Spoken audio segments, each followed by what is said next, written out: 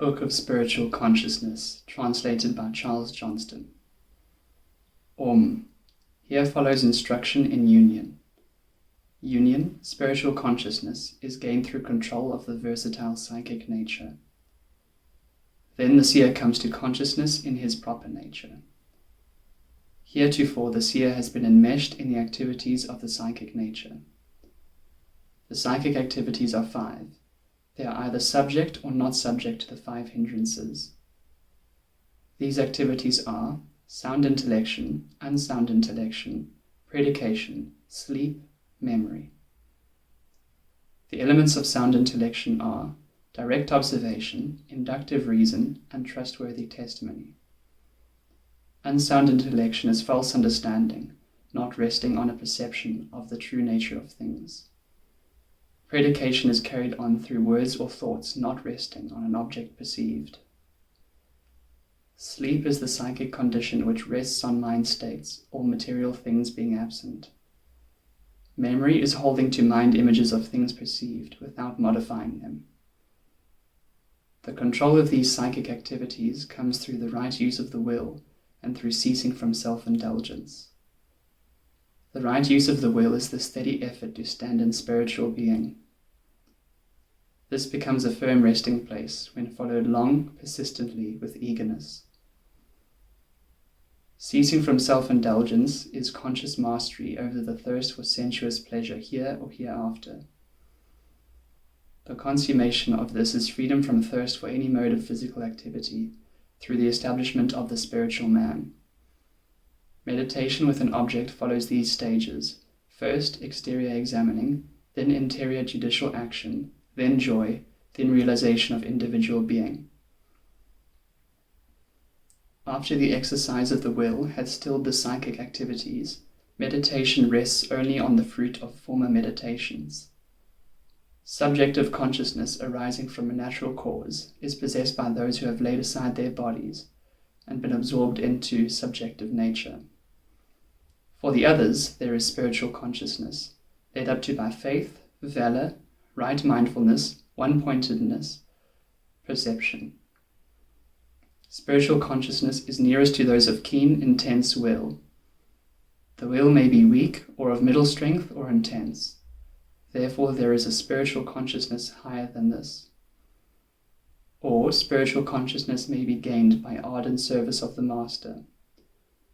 The Master is the spiritual man who is free from hindrances, bondage to works, and the fruition and seed of works. In the Master is the perfect seed of omniscience. He is the teacher of all who have gone before, since he is not limited by time. His word is Om. Let there be soundless repetition of Om and meditation thereon.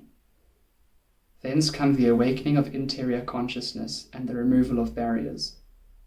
The barriers to interior consciousness, which drive the psychic nature this way and that, are these: sickness, inertia, doubt, light-mindedness, laziness, intemperance, false notions, inability to reach a stage of meditation, or to hold it when reached. Grieving, despondency, bodily restlessness, the drawing in and sending forth of the life breath also contribute to drive the psychic nature to and fro. Steady application to a principle is the way to put a stop to these. By sympathy with the happy, compassion for the sorrowful, delight in the holy, disregard of the unholy, the psychic nature moves to gracious peace.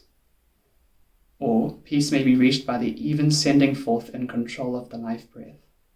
Faithful, persistent application to any object, if completely attained, will bind the mind to steadiness, as also will a joyful, radiant spirit, or the purging of self-indulgence from the psychic nature, or a pondering on the perceptions gained in dreams and dreamless sleep, or meditative brooding on what is dearest to the heart.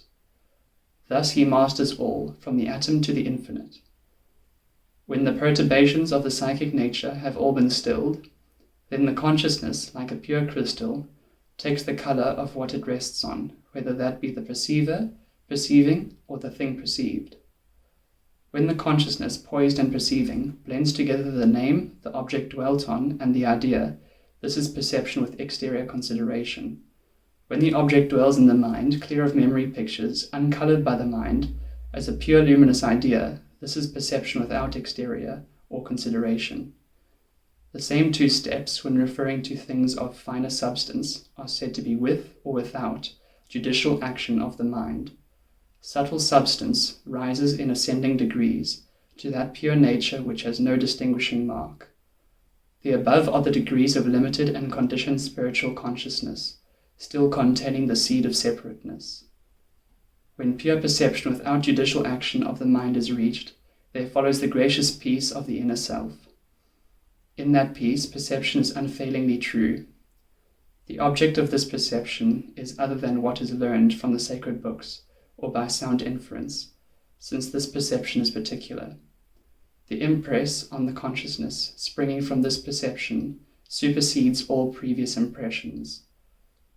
When this impression ceases, then, since all impressions have ceased, there arises pure spiritual consciousness, with no seed of separateness left.